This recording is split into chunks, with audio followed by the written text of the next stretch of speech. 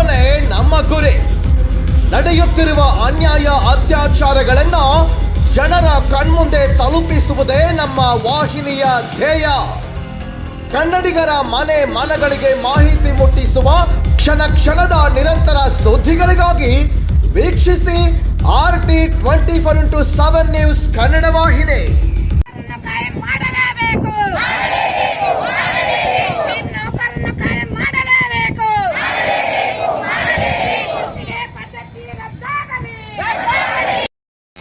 CIT ಸಂಘಟನೆ ಕರೆ ಕೊಟ್ಟಿದ್ದು, ಈ ಒಂದು ಕರೆಗೆ ತಾವೆಲ್ಲ ಸ್ಪಂದನೆ ಮಾಡಿ ರಸ್ತೆ ರೂಪ ಮಾಡಿ ಇಲ್ಲಿವರೆಗೆ ಒಂದು ಮೆರವಣಿಗೆ ಮೂಲಕ ಬಂದು ನಾವು ಕಾರ್ಯಕ್ರಮವನ್ನು ಹಮ್ಮಿಕೊಂಡಿದ್ವಿ. ಈ ಒಂದು ಕಾರ್ಯಕ್ರಮಕ್ಕೆ ಮಾನ್ಯ ತಹಶೀಲ್ದಾರ್ ಕಾರ್ಯಾಲಯದ ಅಧಿಕಾರಿಗಳು ಇರ್ತಾರೆ, ಅವರಿಗೂ ಕೂಡ ನಮ್ಮ CIT ಸಂಘಟನೆ ಪರವಾಗಿ ತುಂಬ ಸ್ವಾಗತ ಬಯಸುತ್ತೇನೆ.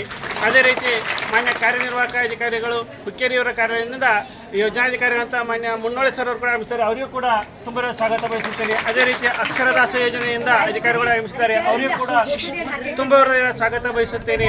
ಅದೇ ರೀತಿ ಮಾನ್ಯ ಶಿಶು ಅಭಿವೃದ್ಧಿ ಯೋಜನಾಧಿಕಾರಿಗಳ ಕಾರ್ಯಾಲಯದಿಂದ ಆಗಿಸ್ತಾ ಎಲ್ಲ ವಿವಿಧ ಇಲಾಖೆಯಿಂದ ಆಗಿಸ್ತಾ ಎಲ್ಲ ಅಧಿಕಾರಿಗಳು ಕೂಡ ನಮ್ಮ CIT ಸಂಘಟನೆ ಪರವಾಗಿ ತುಂಬ ಹೃದಯದಿಂದ ಸ್ವಾಗತವನ್ನು ಬಯಸಿಕೊಂಡು, ಅದೇ ರೀತಿ ಈ ಒಂದು ಹೋರಾಟದಲ್ಲಿ ಭಾಗಿಯಾಗಿರುವಂಥ ಎಲ್ಲ ನನ್ನ ಅಂಗನವಾಡಿ ಕಾರ್ಯಕರ್ತರಿಗೂ ಹಾಗೂ ಅಕ್ಷರ ದಾಸೋಹ ಕಾರ್ಯಕರ್ತರಿಗೂ, ಗ್ರಾಮ ಪಂಚಾಯಿತಿ ಎಲ್ಲ ಸರ್ವ ಸಿಬ್ಬಂದಿ ವರ್ಗದವರಿಗೂ, ಅದೇ ರೀತಿ ನಮ್ಮ ಗ್ರಾಮ ಪಂಚಾಯಿತಿಯಲ್ಲಿ ಕಾರ್ಯನಿರ್ವಹಿಸುವಂಥ ಸ್ವಚ್ಛ ವಾಹಿನಿಯ ಕಾರ್ಮಿಕರಿಗೂ ಕೂಡ ಎಲ್ಲರಿಗೂ ಅವರಿವರನ್ನದೇ ಪ್ರತ್ಯಕ್ಷವಾಗಿ ಪರೋಕ್ಷವಾಗಿ ಸಹಕರಿಸುವಂಥ ಎಲ್ಲರಿಗೂ ಕೂಡ ಮಾಧ್ಯಮದವರಿಗೂ, ಪೊಲೀಸ್ ಇಲಾಖೆಯವರಿಗೂ ಎಲ್ಲರಿಗೂ ಕೂಡ ಸ್ವಾಗತವನ್ನು ಬಯಸುತ್ತಾ ಈ ಒಂದು ಮುಂದಿನ ಕಾರ್ಯಕ್ರಮವನ್ನು ತಾಲೂಕಾ CIT ಅಧ್ಯಕ್ಷರು ನಡೆಸಿಕೊಡಬೇಕಲ್ಲಿ ಕೇಳ್ಕೊತೀವಿ.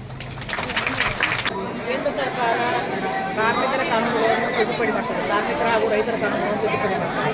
ಅದರ ಸಂಬಂಧ ಇವತ್ತು ನಾವು ಬಂದು ಹೋರಾಟ ಮಾಡ್ಬೋದು. ರಾಷ್ಟ್ರವ್ಯಾಪಿ ಹೋರಾಟ ಆಯಿತು. ಅದಕ್ಕಾಗಿ ನಾವು ಹೋರಾಟ ಮಾಡಿದ್ವಿ. ಹೋರಾಟನ ಕೇಂದ್ರ ಸರ್ಕಾರ ಕಾನೂನನ್ನು ತಿದ್ದುಪಡಿ ಮಾಡ್ತಂದ್ರೆ ನಮ್ಮ ಮತ್ತು ಹೋರಾಟ ಮಾಡ್ತೀವಿ. ಯಾಕಂದರೆ ಅದಕ್ಕೇನಾಗಿತ್ತು, ಕಾರ್ಮಿಕರಿಗೆ 12 ತಾಸು ಡ್ಯೂಟಿ ಮಾಡಬೇಕಂದ್ರೆ ಕಾನೂನು ತರೋದು, ಆ ಕಾನೂನು ರದ್ದಾಗಬೇಕು. ಮತ್ತು ಚೌಕಾಶಿ ಕಾಯ್ದೆ ಒಂದು, ಚೌಕಾಶಿ ಕಾಯ್ದೆನ ಅದನ್ನು ರದ್ದು ಮಾಡಿದಾರೆ. ಚೌಕಾಶಿ ಅಂದ್ರೆ ಯಾರಾದ್ರೂ ನಾವು ಚೌಕಾಶಿ ಮಾಡ್ಬಾರ್ದು, ಅವ್ರು ಏನು ಮಾಡೋದು, ಆ ಕಾಯ್ದೆನ ತಗೋರು, ಆ ಕಾಯ್ದೆನೂ ರದ್ದಾಗಬೇಕು.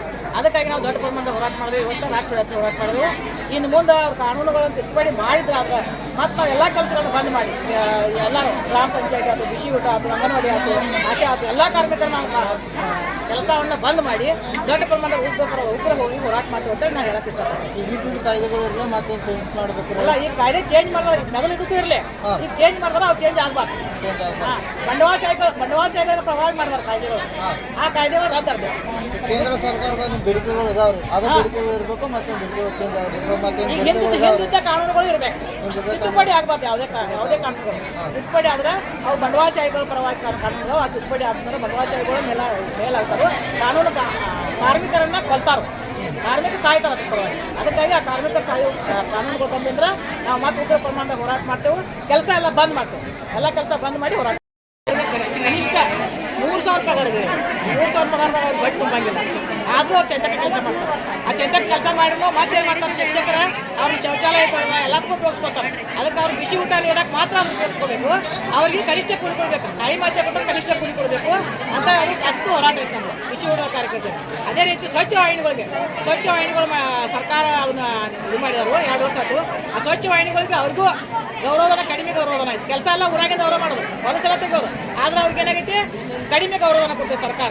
ಮತ್ತು ಗ್ರಾಮ ಪಂಚಾಯತಿ ಅಧಿಕಾರಿಗಳು ಹೇಳಿದಾಗ ಅವ್ರು ಕೆಲಸ ಮಾಡ್ಬೇಕಾಯ್ತು. ಅದಕ್ಕಾಗಿ ಕಟ್ಟುನಿಟ್ಟಾದ 8 ತಾಸು ಅಷ್ಟೇ ಕೆಲಸ ಮಾಡೋದು, ಅವ್ರಿಗೆ 12 ತಾಸು ಕೆಲಸ ಬರಂಗಿಲ್ಲ. ಅದಕ್ಕೆ ಊರಾಗೆಲ್ಲ ಎಲ್ಲಿ ಹೊಲಸದನ್ನು ಅವರೆಲ್ಲ ಯಾಕೆ ಇದು ಮಾಡೋದಿಲ್ಲ.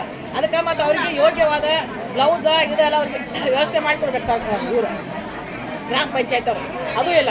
ಅದೇ ರೀತಿ ನಮ್ಮ ಅಂಗನವಾಡಿ ಕಾರ್ಯಕರ್ತರು ಪೋಷಣ್ ಟ್ಯಾಕರ್ ಕೆಲಸ ಮಾಡ್ತಾರೆ. ಪೋಷಣ್ ಟ್ಯಾಕರ್ ಅಂದ್ರೆ ಅದೀಗ 2-3 ವರ್ಷ ಕೇಂದ್ರ ಸರ್ಕಾರ ಸ್ಕೀಮ್ ಅದ, ಅದು ಮೊಬೈಲ್ದಾಗ ಬಂದೈತೆ. ಮೊಬೈಲ್ದಾಗ ಬಂದಾಗ ಅದು ಏನಾಗೈತ್ರಿ,